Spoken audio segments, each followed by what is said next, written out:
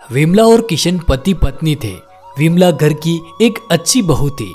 उसने घर की सारी जिम्मेदारियां संभाल ली थी। कुछ महीनों बाद ही वह प्रेग्नेंट हो जाती है। विमला तो बहुत खुश थी। उसने अपनी सास से कहा, सासू माँ, आपको एक बात बतानी थी। इतनी भी क्या शर्मा रही हो विमला? क्या बात है, बता तो सही। वो सासू माँ, आप दादी बनने वाली हो। हैं? अरे वाह, ये तो खुशखबरी है। तूने तो मेरा मन खुश कर दिया विमला। क्या बात हुई विमला, इतना शोर कैसा? अरे आप दादा बनने वाले हैं, यही खुशी की बात है। बहू, अपना ध्यान रखना, ठीक है? अब धीरे धीरे दिन बीतते गए। घर में सब ठीक चल रहा था। सब अपना अपना काम कर रहे थे। एक दिन सब हॉल में बैठे थे और सास ने कहा, बहू तुम अपना ध्यान तो रख रही हो ना? खाना पीना कैसा चल रहा है? जी माँ जी, सब ठीक ही है। बताओ आप सभी क्या खाओगे? मैं अभी बना कर लाती हूँ।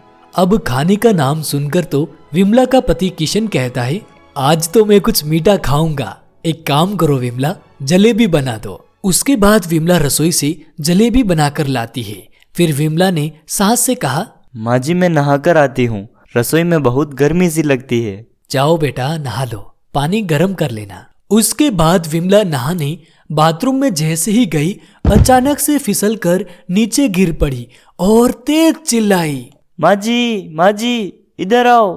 सबने जाकर देखा तो बहू बाथरूम में नीचे गिर पड़ी थी। अरे कोई जल्दी से हॉस्पिटल लेकर जाओ, हे राम जल्दी करो। अब विमला को हॉस्पिटल लेकर जाया जाता है। विमला बहुत सीरियस थी।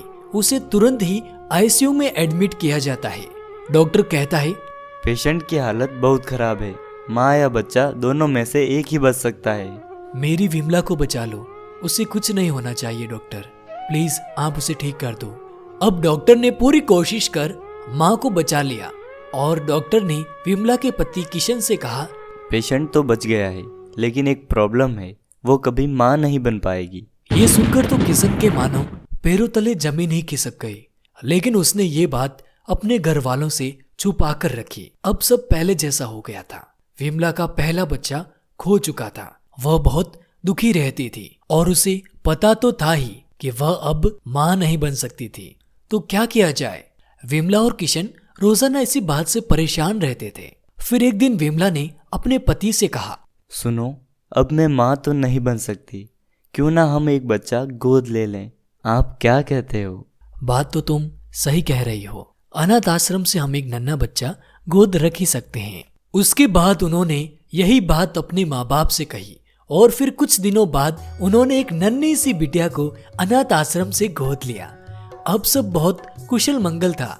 उनका पारिवारिक जीवन गुड़िया के किलकारियों से गूंज रहा था। तो कैसी लगी आपको हमारी ये कहानी? मिर्जापुर में एक फैमिली रहती थी, जितेश, पूजा और उसके सास ससुर। पूजा बहुत ही अत्याचारी थी। वह हर वक्त ऐसा काम करती जिससे सास ससुर को बहुत परेशानी होती। कभी सास को रसोई में आने नहीं देती, सास ससुर को कपड़े धोने नहीं देती और तो और थाली भी सरका कर देती थी। यूं कहे तो बहू सास ससुर को बहुत परेशान करती थी। एक दिन बहू ने एक नया खेल रचा। उसने अपने पति जितेश से कहा, सुनो, अपने माँ बाप को बाहर सुलाओ। इस नए घर में वो बड़े पुराने ढंग से रहते हैं, मुझे बिल्कुल अच्छा नहीं लगता। ये क्या बोल रही हो? ये घर उन्हीं ने बनाया है और उन्हें घर से बाहर कैसे निकाल दें? आखिर वो मेरे माता पिता हैं। तो तुम्हारे माँ बाप है, मेरे तो नहीं, इसलिए तुम्हारी बात मान जाएंगे। कह दो उन्हें कि आज से बाहर सोए। मैंने तुमसे शादी की है, तुम्हारे माँ बाप से नहीं। अब ये सारी बातें माँ सुन लेती है। जब दोपहर को उसका बेटा जितेश घर से बाहर जा रहा होता है, तब वो कहती है, बेटा हम किसी काम तो आते नहीं है। हम दोनों बूढ़ा बूढ़ी कोई काम भी नहीं कर पाते हैं। हमें पता है बहू हमें यहाँ से बाहर निकालना चाहती है और तू नहीं चाहता, इसलिए तू बहुत उदास लग रहा है। तो क्या मैं आपको बाहर निकाल दूं? ये नहीं हो सकता। अरे क्या खराबी है बाहर बेटा? दिन को धूप रहेगी, बस रात में ही थोड़ी ठंड लग सकती है, परंतु तू फिक्र मत कर, हम सो जाएंगे। अब माँ बाप बाहर सोने लगते हैं। रात के वक्त बहुत तेजी से ठंड भी होती है। बेटे जितेश को भनक तो लग जाती है कि उनके माँ बाप के साथ ठीक व्यवहार नहीं हो रहा है। जब भी जितेश आवाज उठाता माँ बाप यही कहते कि हम तो कुछ दिनों के मेहमान हैं, तुम घर में अशांति मत करो, जैसा चल रहा है ठीक वैसा चलने दो। ऐसे ही कुछ दिन बीत गए और एक दिन पूजा के पिता जितेश के घर आए, यानी बेटी के ससुराल आए। उन्होंने देखा कि पूजा के सास ससुर घर के बाहर बैठे हैं। उन्होंने सास ससुर से प्रणाम किया और घर के अंदर आए और उन्होंने जितेश से पूछा कि बेटा, माँ बाप बाहर बैठे हैं, उन्हें अंदर बुला लो, कुछ बातें ही कर लेते हैं। ससुर जी, आपकी बेटी ने उन्हें घर से बाहर रहने को कहा है, वह घर के अंदर नहीं आएंगे। पूजा के पिता ने तुरंत पूजा को आवाज देकर बुलाया और सारी बात उससे पूछी। क्यों पूजा, सास ससुर को ऐसे बाहर निकालने का सोचा भी कैसे? क्या मैंने तुम्हें यही सिखाया, ससुराल जाकर ऐसा काम करना? नहीं नहीं नहीं पिताजी, ऐसी बात नहीं है, बट वो। चुप कर, तुझे बेटी कहने में भी शर्म आ रही है। तुझे अपने पति के माँ बाप को अपना मानकर सेवा करनी चाहिए।